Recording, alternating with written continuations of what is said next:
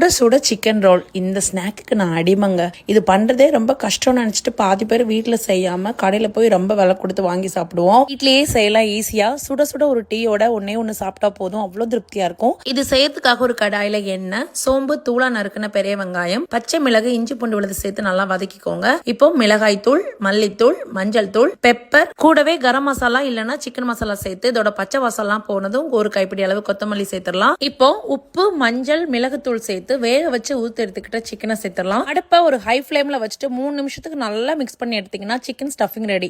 அடுத்ததா ஒரு மிக்ஸியோட ஜார்ல 1 கப் அளவு மைதா மாவு, கூடவே ஒரு முட்டை, தேவையான உப்பு போட்டு 1 கப் மாவுக்கு 1.5 கப் அளவு தண்ணி ஊத்தி அடிச்சு எடுத்தீங்கன்னா தோசை பேட்டரும் ரெடி. இப்போ ரொம்ப குறைவான தீயில தோசை கல்ல ரொம்ப மெல்லிசான தோசைகளா இந்த மாதிரி பண்ணி எடுத்துக்கோங்க. பாருங்க, இந்த அளவுக்கு தோசைகள் தின்னா இருக்கணும். அடுத்ததா அதை கவர் பண்றதுக்காக மைதா மாவை கரைச்சு எடுத்து வச்சுக்கோங்க. கூடவே பிரெட் கிரம்ஸ். இப்ப தோசை எடுத்து வச்சு ஃபில்லிங்ஸ் ஒரு சைடுல வச்சுட்டு மைதா மாவை சைடுல எல்லாத்துலயுமே நல்லா பேஸ்ட் பண்ணி விடுங்க. அடுத்ததா கையை வச்சு கேப் எதுவும் இல்லாம இந்த மாதிரி ஃபோல்டு பண்ணிருங்க. திறந்து வரது மாதிரி இருந்துச்சுன்னா மைதா மாவை வச்சு நல்லா ஒட்டி விட்டுருங்க. இப்போ மாவுல நல்லா டிப் பண்ணிட்டு பிரெட் கிரம்ஸ்ல போட்டு நல்லா கோட் பண்ணிட்டு சுட சுட எண்ணெயில பொரிச்சிடலாம். அடுப்பை மிதமான சூட்ல வச்சுக்கோங்க. இப்ப சிக்கன் ரோல்ஸ் எல்லாமே நல்லா பொன்னிறமா ஆறுது வரைக்கும் திருப்பி மறுப்பி போட்டு ஃப்ரை பண்ணி எடுத்துக்கோங்க. ஒரு முறை இந்த மாதிரி ட்ரை பண்ணணும்னு தோணுதுன்னா இதுக்குன்னு சிக்கன் வாங்க வேண்டாம். வீட்டுக்கு சமைக்கிறதுல ஒரு 4 பீஸ் எடுத்து வச்சுட்டு இந்த மெத்தட்ல ஒரு வாட்டி சிக்கன் ரோல் செஞ்சு பாருங்க.